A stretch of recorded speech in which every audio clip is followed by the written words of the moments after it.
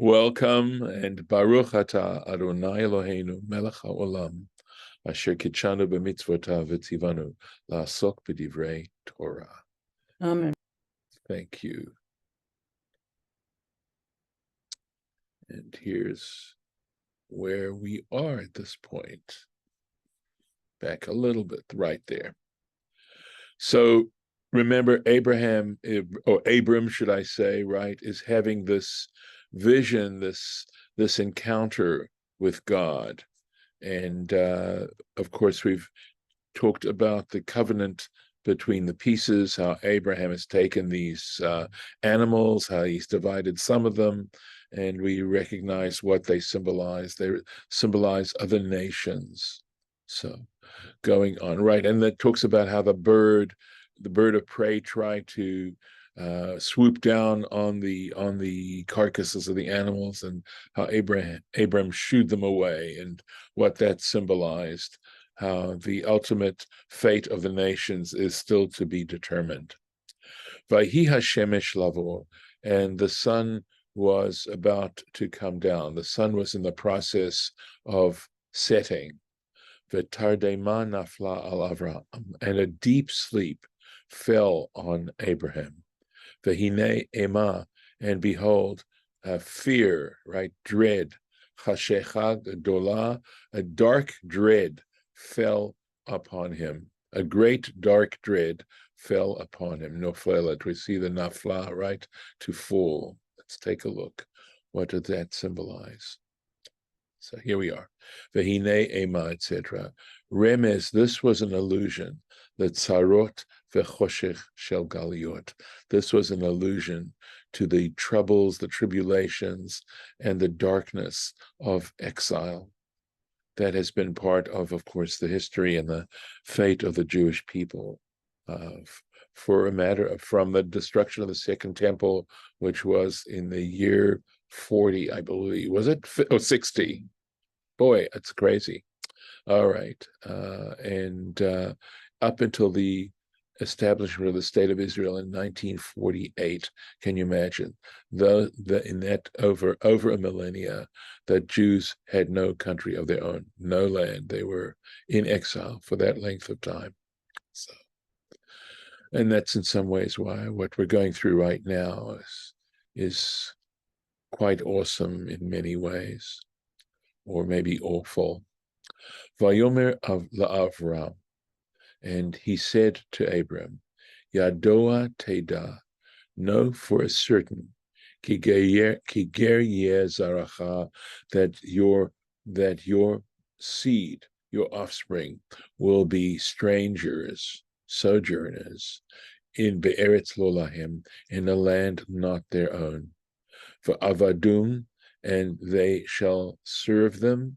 Ve'inu otam, and they will make them into servants, perhaps, and they will afflict them. Arba ma'ot shana, 400 years. So it doesn't say this explicitly, but we understand this to be a reference to the enslavement in Egypt that's coming up. Ki ger yezaracha, that your seed will be strangers, gerim, sojourners. Mi shenolad Yitzchak, from the birth of Isaac, ad sheyatzu Yisrael mimitzrayim, to the point when the Israelites left Egypt, arba me'ot shana. That is actually 400 years. So the 400 years isn't the amount of time that the Israelites actually spent in Egypt. The 400 years is calculated, that is to say, the fulfillment of this prophecy starts with the birth of Isaac. And here's how he does it. Ketzad, how so? Yitzchak ben shishim shana keshinolad Yaakov, that we know that when Jacob was born, Isaac was 60 years. I wrote it down here, by the way. Okay, 60 years. V'Yaakov k'sheyarad leMitzrayim, and as for Jacob, when he went down to Egypt to join Joseph, Amar, he said this to Pharaoh. It's a verse. Yemei shnei megurai, that the days of the years of my sojournings, shloshim ume'at shana, are 130 years. Hare kuf tzadik. So now you have 190, right? Isaac 60 when Jacob was born, Jacob 130 when he arrived in Egypt. So we got 190. Ubimitzrayim hayu 210, and we figure that they were in Egypt for 210 years. Kaminyan redu, because it says God tells Moses urdu otam, and they find the gematria, the numerical value of redu to rule over, right? Or even oppress, perhaps. Resh is 200, Dalet is 4, and Vav is 6, so that's 210 years. And if you add 60, 130, and 210, guess what you get? Hare Arba Me'ot Shana. So now you have a total of 400 years. For Imtom. Why is this news to me? Say that again? This is news to me. Yes. Okay. So, obviously, I've been told straight out it's 400 years. Right. Right. Why does it get passed down that way? Well, you're going to see there's an Rashi is proposing an objection. Okay, it's not a serious objection. It's just for the sake of argumentation. So the issue is that this particular moment when the covenant, and I may not be answering your question, it because of the 400 years mentioned here, it certainly can be understood as meaning that 400 years in Egypt, but they weren't. It's actually the Bible, as we know, sometimes speaks in a little bit of a riddle, and that's why we need Rashi for one, because to be able to interpret the Bible the way our tradition interprets it, we need Rashi. And of course, initially we have this material in our Midrashim and in the Talmud and in this rabbinic material. So, am I answering your question, Judith? Yes, but Rashi is available to everybody. Doesn't mean they read it. I know, but rabbis read it. Yes, some do and some don't. I don't want to cast any aspersions, but not all rabbis have even read the Bible. I mean, they different strokes for different folks, and different rabbis have different senses of what's important. And of course, there's always the just the common opinion, which isn't necessarily based on fact. Yeah. Okay. At any rate, he's going to argue. The im tomar, and should you want to argue against this, the Mitzrayim hayu arba ma'ot, and if you want to argue that they were in Egypt for 400 years, right? That's the argument. Hooray! So let's take a look at this. Kahat miyordei Mitzrayim. Kahat was one of the people who went down to Egypt with Jacob's family. Haya, okay, he was one of the people who went down to Egypt to see Joseph with the brothers. Tsei v'chashov shnotav shel Kahat. Go ahead and calculate the years of Kahat. So we have these. I mean, there's a chronology which gives these particular things. Veshel Amram, and Amram, that's Kahat's son, Ushmonim Shel Moshe, and the 80 years of Moses, because Moses was 80 years old when he left Egypt, because we know that he was 120 years when he died, and we know that they were wandering for 40 years, that he was leading them in the wilderness on the way to the land of Israel for 40 years. So that figures that he was 80 years old when he actually took them out of Egypt, right? Okay. Moshe Shaya Kesheyatzu Yisrael Mimitzrayim. That's how old he was when the Israelites departed from Egypt. Eina Talmud says. So if we count, he doesn't, while he's not giving us those years, okay, but if we go to the chapter and the verse in Exodus, which gives us those years, right? Eina Talmud se ela shalosh ma'ot v'chamishim. You total that up, and you only get a total of 350. And from that 300, that's just if you take the length of each one's life, then you get 350. But you have to include in that, okay, Kol Hashanim Shechai Kahat Achar Lidat Amram. But you can't do that because you've got to subtract from that the number of years that Kahat lived after Amram was born. Okay, he didn't die and then Amram was born. Amram was born and he lived on further. So those can't count towards the number of years they were actually in Egypt. V'shechai Amram achar ledat Moshe. And likewise, after Amram sired Moses, after Moses was born, Amram continued to live for quite a while. So you have to subtract that from him. So you're going to have much less than 350 years. And even 350 years doesn't make 400. So you can't say that the Israelites were in Egypt and enslaved for 400 years. But Eretz lo lahem, this is saying that they're going to serve in a land not their own. Velo ne'emar be'eretz Mitzrayim, but it doesn't say in the land of Egypt, ela lo lahem, but not their own land. Umishinolad Yitzchak, and the truth is that from the moment Isaac was born, Vayagor Avraham, it says Abraham was a sojourner. I believe it was Gerar, but regardless, Abraham was not in his own land, Vigomer, and not only that, it says elsewhere, Vayagor Yitzchak beGerar. It says Isaac was actually a ger in Gerar. He was living in land. So the 400 years was certainly in lands that they did not possess. Okay, so let's go on a little bit. And then likewise, it says, Vayakov gar be'eretz Cham. It says this in Psalm 105, that Jacob sojourned in the land of Ham, that was Egypt, Cham. And not only that, it says, Lagur ba'aretz banu. When they come down, they tell Pharaoh, we are here to serve, as temporary dwellers, right, as sojourners in the land of Egypt. Going back into the text itself, V'gam et hagoy asher ya'avodu dan anochi, and he says, and even the nation which they have to serve, I will judge. And after that, yetzu berchush gadol, and after that they will go out with a great deal of property, right? What they inherit from them, from these people that they served. V'gam et hagoy, and also the nation.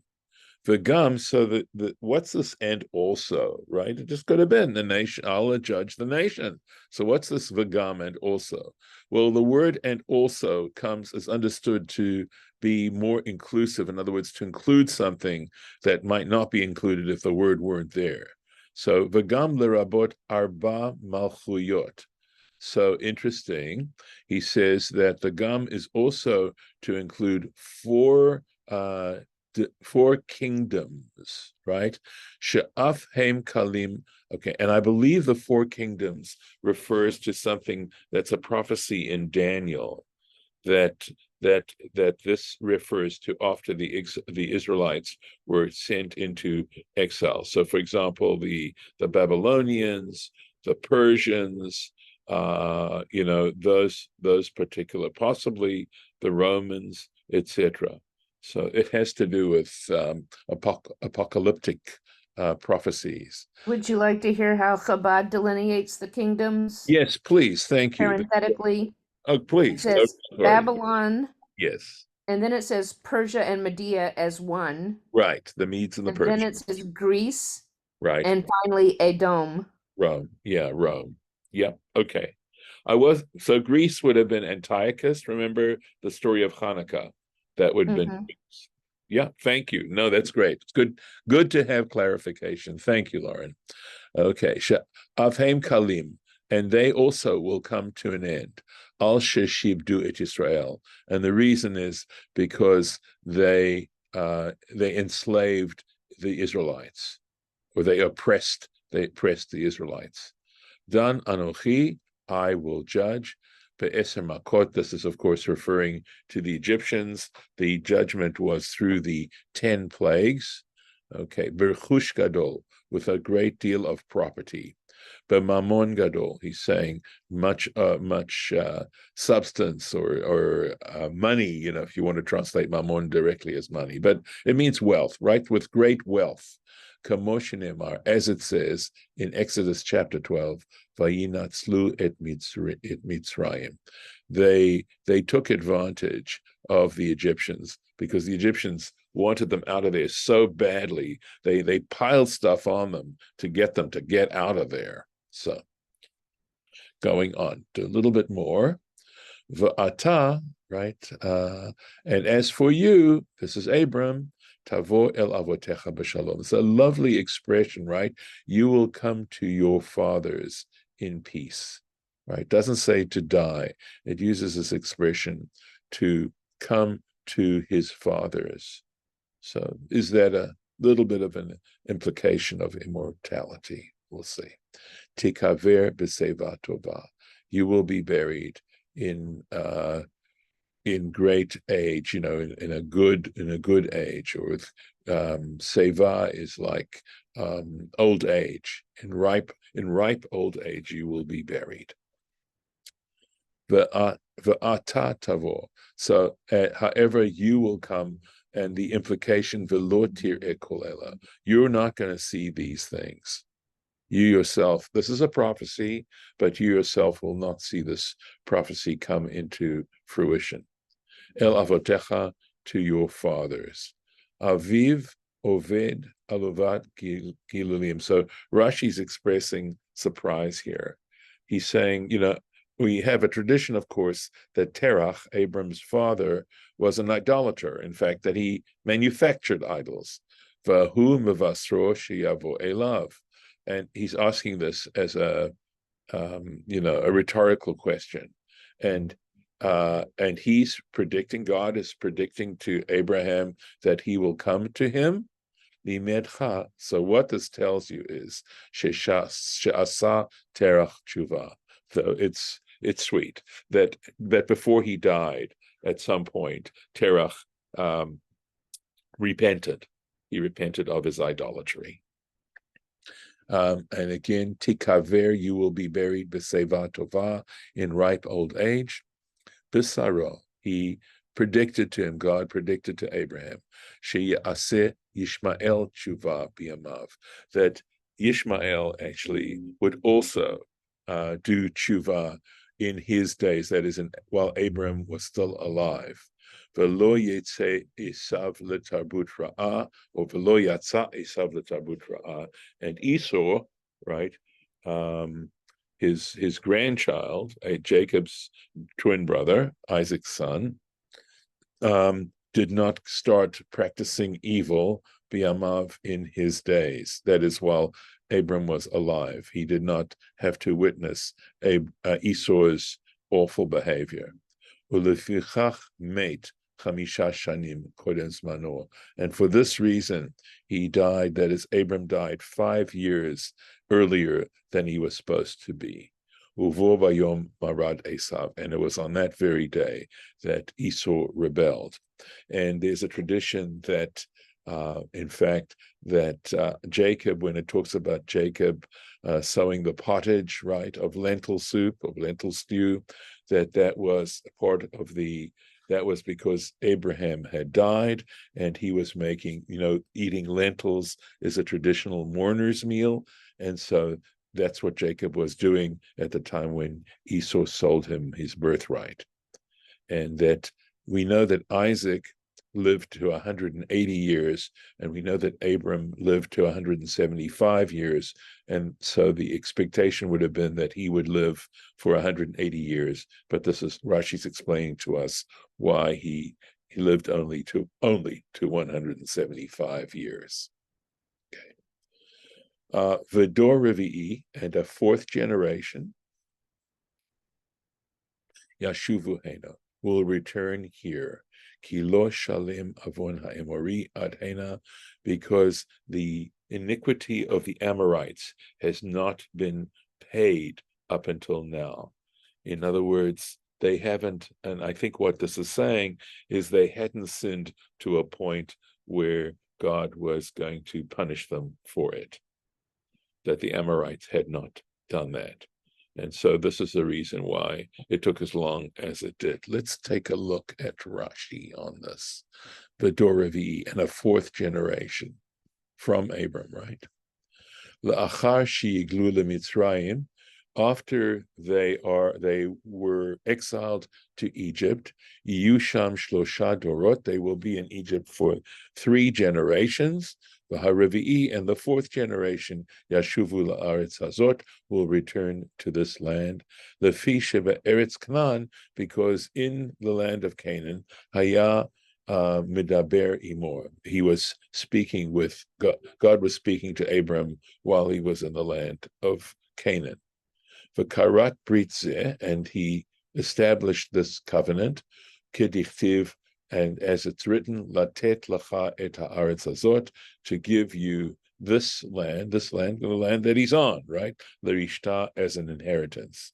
V'chein haya Yaakov I guess, Yored leMitzrayim, or Yarad, v'chein haya. Okay, let me figure this out. Maybe it could be that this is a period here. V'chein haya Yaakov, no, v'chein haya, period.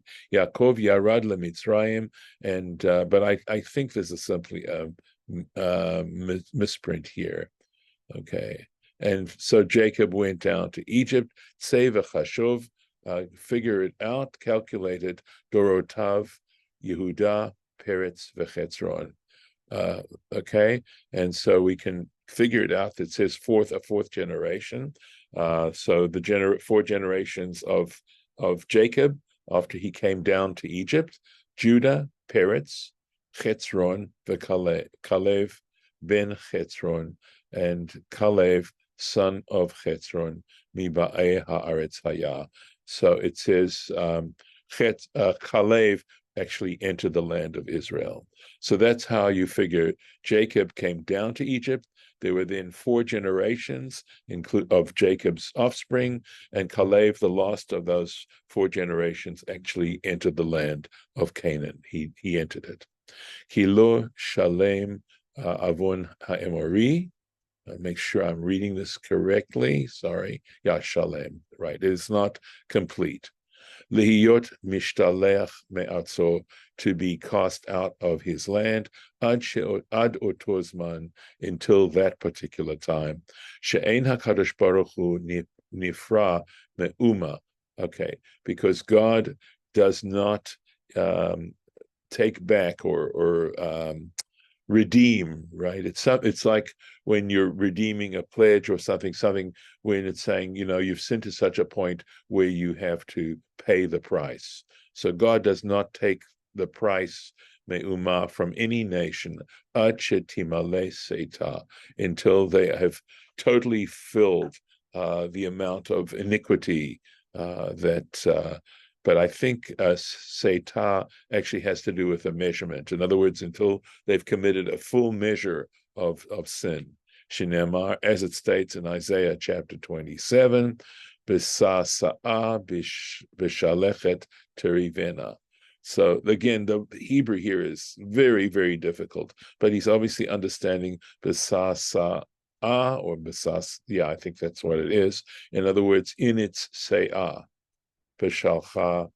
What exactly this means here, I'm not sure. Lishloch means to send. Terivena, you will, contend with her, right? So in other words, you will then, possibly it's saying that when she has completed the amount of iniquity, a certain degree of iniquity, fulfilled it, then you will contend with her. But what the Beshalcha means here, I'm not certain. Lauren, do you have something helpful there? Well, I assume the her is me'uma.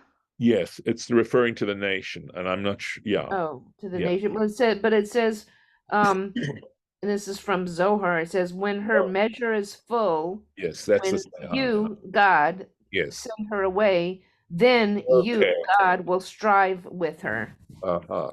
Okay, so Vishalcha it clearly is to send her away. Let me make sure I've got that down. That makes sense. That's helpful. So, in other words, when Israel's measure is full, God will send her away and strive with her. Correct. We'll send her into exile.